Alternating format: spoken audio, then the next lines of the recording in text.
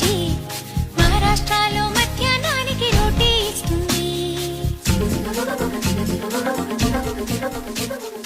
ఆగ్రా సౌధం చూపించి సిమ్లా యాపిల్ అందించి హరిద్వారలో అడుగేసి రిషికేశ్లో తిప్పించి